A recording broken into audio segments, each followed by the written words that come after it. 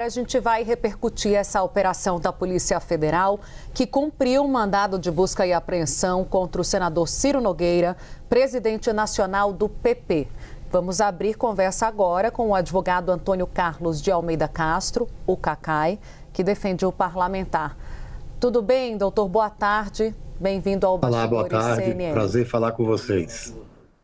Doutor, queria começar do início, para a gente se debruçar um pouco sobre os elementos centrais desse relatório da Polícia Federal. Um ponto que muito chama a atenção é que a PF aponta o recebimento de vantagens indevidas para favorecer interesses do ex-banqueiro Daniel Vorcaro. Dentre muitas questões que aparecem ali, em relação a Ciro Nogueira, trocas de mensagens, uma mesada entre 300 e 500 mil reais. Esse pagamento foi feito? A defesa tem mais informações, recebeu com alguma segurança do senador Ciro Nogueira, doutor, de que esse dinheiro não foi parar na conta dele? Como é que vocês têm tratado o assunto? Olha, com certeza não chegou nenhum dinheiro na conta dele. É até bom que se quebre o sigilo bancário do senador. É sempre uma preocupação das pessoas que têm o direito ao sigilo bancário, mas neste caso vai fazer uma prova negativa que é importante para o senador. O que eu ouvi, o que é citado na decisão do ministro André, é uma relação de uma empresa que existe no Piauí, que é da família do Ciro Nogueira, que fez negociações com esta empresa específica da questão dos fundos. O Ciro não responde por essa empresa, o Ciro não era o gerente da empresa do dia a dia, o Ciro tem outras atribuições. De qualquer maneira, nós não somos advogados do Neto, que é irmão do Ciro, que é quem tocava a empresa. De qualquer maneira, evidentemente, para que possamos dar respostas com bastante segurança, neste momento tem dois sócios meus que estão em Teresina conversando com os responsáveis pela empresa, para que a gente possa entender qual foi essa troca de depósito e tal entre duas empresas. Com certeza, esse dinheiro não chegou na conta do Ciro. Então, falar em mesada, embora seja algo que chame muita atenção, eu garanto, em nome do Ciro Nogueira, eu conversei com ele, que absolutamente não houve mesada e que isso não chegou nele. Doutor, um dos pontos da investigação era aquela emenda do FGC aumentando a obtenção de recursos e que é comemorada quando é apresentada pelo Daniel Vorcaro nas conversas. O que o Daniel Vorcaro diz é que teria enviado ao Ciro e o Ciro teria apresentado exatamente como foi sugerido pelo Banco Master. Aconteceu dessa maneira, doutor? É normal que um senador da República simplesmente leve adiante um texto que foi produzido por lobistas? Isso é absolutamente normal. Ainda ontem saiu uma reportagem dizendo de 2.000 projetos aprovados sendo entregue através de contatos com lobistas, com representantes de empresas. Eu, inclusive, há alguns anos atrás, na Operação Lava Jato, eu defendi um senador da República na tribuna do Supremo que a acusação era exatamente essa. Ele tem apresentado determinado projeto que iria beneficiar o setor de siderurgia. Ele estava denunciado e foi uma coisa bastante interessante, porque da tribuna do Supremo eu fiz prova de que a própria Procuradoria da República, cujo procurador-geral havia denunciado o meu cliente senador, havia trocado várias mensagens com o senador pedindo que ele levasse adiante determinado projeto. Os representantes populares, numa democracia representativa, muitas vezes o que eles fazem é o quê? É apresentar projetos que interessam a setores que ele julga ser corretos. Eu sou um homem que tem uma formação de esquerda. Eu já presenciei, discuti várias vezes com esses projetos importantes que interessam a grupos de esquerda, que interessam a determinadas entidades, e você depois leva isso para um deputado ou para um senador que tem simpatia com aquela área. Eu não vejo absolutamente nenhuma irregularidade, porque você tem um senador da República que tem contatos específicos com essa área, esse projeto beneficiaria. Eu não estou defendendo o projeto, não é isso. Eu estou defendendo a ação do senador da República, do Ciro Nogueira, porque esse projeto beneficiaria os bancos pequenos e beneficiaria também o cidadão que tivesse dinheiro num banco e visse um problema qualquer acontecer com aquele banco, então ele teria o ressarcimento não de 250 mil, mas de R$1 milhão.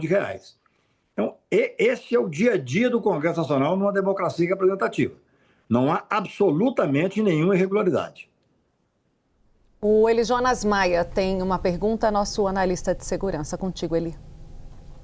Doutor, obrigado pela participação. O ministro André Mendonça, na decisão dele, aponta que o senador Ciro Nogueira se beneficiou dessa relação com hospedagens, despesas de restaurantes, em hotel, viagem internacional. O senhor, e diz, inclusive, uma aspa, que ele extrapola a amizade. O senhor avalia como republicana essa amizade, essa relação entre o senador e o dono do Banco Master, na época que já era investigado? E mais, o senador ele foi intimado pela Polícia Federal a prestar um depoimento? Ou se ele for, quando ele for, ele vai com toda a clareza responder às perguntas e às dúvidas da investigação?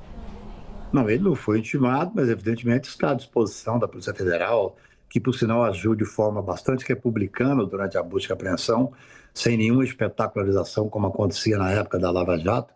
É claro que ele vai prestar os esclarecimentos. Veja bem, eu acho que nunca foi tão oportuno a discussão que se dá no Brasil como um todo sobre as relações entre autoridades e empresários, seja banqueiro, seja empresário de qualquer área.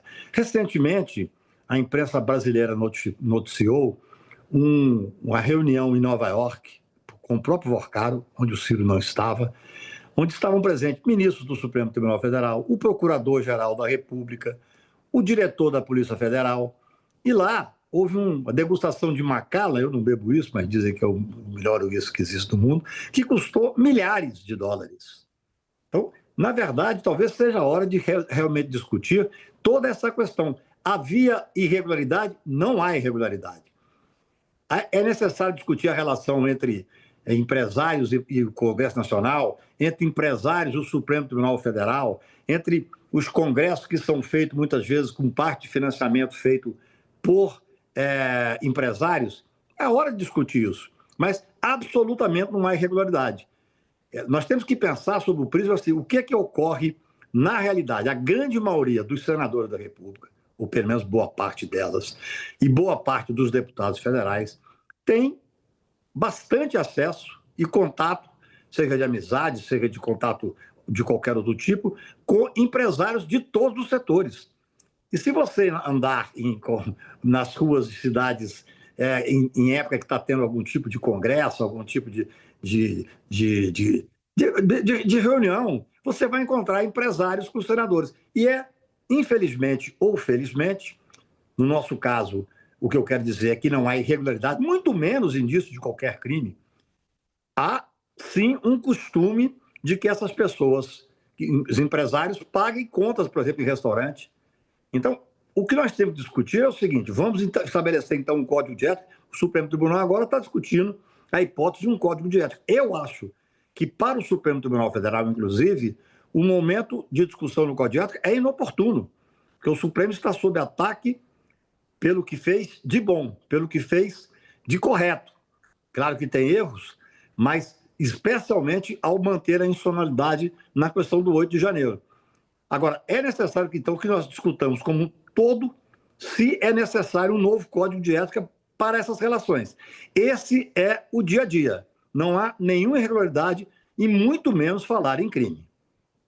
Eu vou chamar a Isabel Mega. Antes, eu só queria observar um assunto. Claro, acontece, mas isso não significa que é moral, né, doutor? O senhor, como progressista, como o senhor se declara, experiente aqui em Brasília, um senador ter as contas pagas por um empresário, sendo que ele representa parte da sociedade, moral não é, né? O senhor acha que seu cliente errou nesse sentido, de ter essas relações até promíscuas com empresários?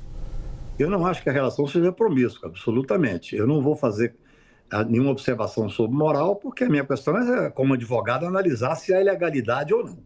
O que eu posso afirmar, por exemplo, você vai jantar com um senador da República, não vou falar o Ciro, um deputado federal, um senador da República, um ministro de Estado, vai jantar com um empresário. Em regra, o empresário paga a conta. Essa é a realidade. Eu fui dono do Piantella, que foi o melhor restaurante que já teve no Brasil, que era o restaurante dos políticos.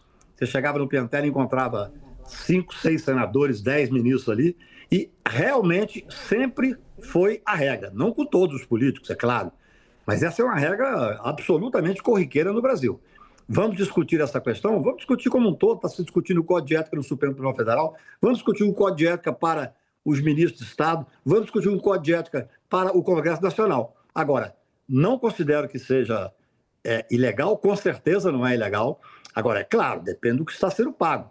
Se você tem, por exemplo, hoje está extremamente na moda você fazer crítica quando você pega uma carona de avião. Pode ser uma coisa que o ideal seria que não pegasse, mas crime há absolutamente nenhum crime. Então, essa é uma discussão, eu sinceramente não discutirei sobre o prisma se é moral ou não é moral, porque não cabe a mim fazer isso, eu sou advogado criminal, mas eu posso dizer que essa é uma situação que ocorre no Brasil como um todo, não sei se ocorre em todos os países, e que não há irregularidade, muito menos crime, evidentemente.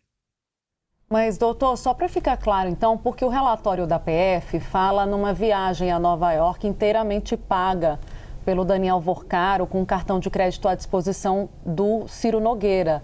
Essa viagem, então, a defesa confirma que foi paga pelo Vorcaro, que Ciro tinha à sua disposição, na ocasião, um cartão de crédito de Daniel Vorcaro para custear os seus gastos na viagem. Tinha algum imóvel de Vorcaro à disposição de Ciro Nogueira, doutor?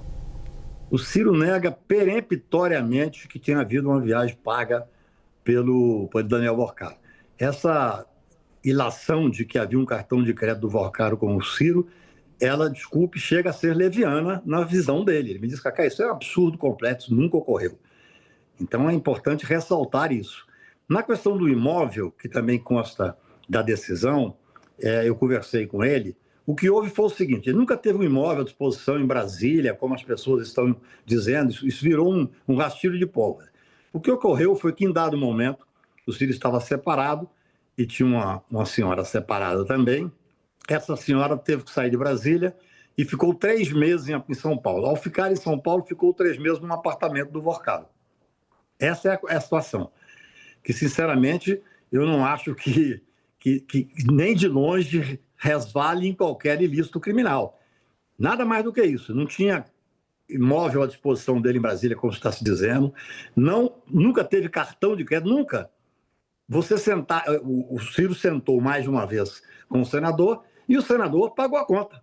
Assim como pagou a conta do famoso degustação de Macala, onde estavam o ministro do Supremo, procurador-geral da República e diretor da Polícia Federal. Qual é a irregularidade? Qual é o crime? Vai fazer a próxima pergunta. Oi, doutor. Que bom ter o senhor por aqui. Isabel falando aqui em Brasília. Doutor, nas mensagens que foram vazadas, Vorcaro se refere ao senador Ciro Nogueira como um grande amigo de vida. Como Ciro Nogueira se refere a Vorcaro? Quem é Vorcaro para Ciro Nogueira? Isabel, essa é uma pergunta muito interessante, né? O Ciro Nogueira é um senador e convive com os grandes empresários brasileiros, com quase todos os senadores. E o Vorcaro, naquela época, era um banqueiro bem-sucedido que não se podia imaginar que depois fosse dar esse escândalo. Então, ele tinha uma boa relação, agora não tem porque não está se encontrando com ele. Mas passou a ser crime você conhecer. Eu vi outro dia uma matéria insinuando que, simplesmente dizendo, o senador tal, não vou dizer o nome, jantou com o banqueiro Vorcaro. Qual é o problema? O banqueiro Vorcaro, naquela época, era uma pessoa que quase certamente boa parte dos políticos, dos ministros, dos empresários gostariam de ter uma relação. Eu achei muito interessante que, uma vez saiu, assim, no começo desse escândalo, saiu uma matéria sobre os nomes que estavam na caderneta do Vorcaro. E uma determinada rede de televisão deu destaque que o meu nome estava lá, o advogado criminal até me colocou como sendo ligado ao Supremo. Ora, se eu, como advogado criminal, não estivesse na carteira de anotação do Vorcaro, que ele sabia que ia ter problema no futuro, eu estaria desprestigiado. Então, eu penso que nós temos que ter muito cuidado. A pessoa jantou com fulano, a pessoa viajou, encontrou em tal local. Nada disso pode ser indício de absolutamente nada, a não ser que tenha um desdobramento numa investigação. O Ciro era amigo do Vorcaro, se dava bem com o Vorcaro, gosta do Vorcaro. Isso não é crime. Não há crime e não há nenhum tipo de insinuação que se possa levar a partir daí. Elijonas Maia. Doutor, o senhor acabou de falar que o seu nome estava na agenda do Vorcaro e que ele sabia que teria problema no futuro. O que o senhor se refere em relação a isso? E mais um ponto, sobre o Código de Ética que está sendo discutido no Supremo. Se existisse um Código de Ética no Congresso Nacional para senadores, o senhor consideraria de forma ilegal ou imoral essas viagens e essa relação do senador com o Vorcaro? Primeiro, eu quero dizer que fiquei até meio decepcionado de não ter sido chamado para advogar para ele. Meu nome estava lá, mas ele não me chamou para advogar, que seria normal, porque eu advoguei para vários banqueiros ao longo da minha vida profissional. Agora, a questão do Código de Ética do Supremo, eu entendo que já existe lei suficiente, que, no meu ponto de vista, que determina toda a atividade que um juiz deve ter, seja do Supremo, seja de primeiro grau. Agora, com todo esse momento brasileiro, discute-se a necessidade de um Código de Ética. Seria bom ter um Código de Ética. Não, repito, não acho que seja oportuno, não acho que seja o momento de discutir um Código de Ética. Nós temos ministros que estão sendo investigados, nós temos um momento grave do Supremo está sofrendo ataque porque o Supremo manteve a institucionalidade do país. Se não fosse o Supremo Tribunal Federal, nós teríamos tido, nesse momento, talvez, se estivéssemos vivendo uma ditadura. Nós tínhamos um executivo fascista durante 4 anos, nós tínhamos um Congresso absolutamente cooptado com essas emendas secretas, e foi o Supremo Tribunal, um poder, o Judiciário é um poder, em regra, patrimonialista, machista, conservador, reacionário.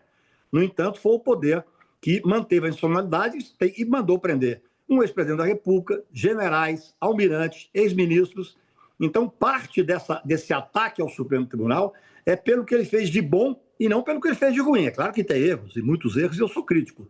Mas eu acho que, nesse momento, a discussão de um Código de Ética, eu penso ser desnecessária para o Supremo Tribunal, porque tem lei que prevê exatamente que o cidadão tem que se dar por impedido, tem que se dar por suspeito, o ministro tem que se dar por impedido, tem que se dar por suspeito. Mas qualquer discussão que a sociedade queira fazer num Código de Ética para o Congresso Nacional, para os ministros seja do Supremo, seja ministro de Estado, eu acho que é oportuno. Nós temos que fazer o que a sociedade quer que seja feito. Então, a gente está encerrando a entrevista. Rapidamente, eu quero só fazer uma observação, se você me permite. Claro, eu vi, por favor. quando eu liguei aqui, que alguém disse que o Ciro Nogueira indicou o ex-presidente do BRB, Paulo Roberto. Isso absolutamente não é verdade. Sim. Eles nem se davam, na verdade. Houve até um desentendimento por outros motivos. Então, eu quero registrar que não foi Ciro Nogueira, o senador Ciro Nogueira, que indicou o ex-presidente do BRB. Doutor, a gente está encerrando a entrevista rapidamente, né? A polícia está com o celular do Ciro Nogueira, acho que com tablet também. O senhor está inteiramente seguro de que não haverá nenhuma informação desses aparelhos eletrônicos para corroborar as suspeitas da Polícia Federal?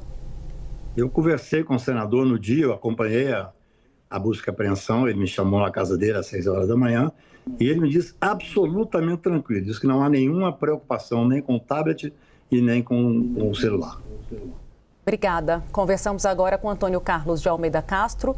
O Cacai é advogado, defende agora também o senador Ciro Nogueira. Até uma próxima, doutor. Abraço. Obrigado, doutor. Espaço sempre aberto na CNN Brasil para o senhor.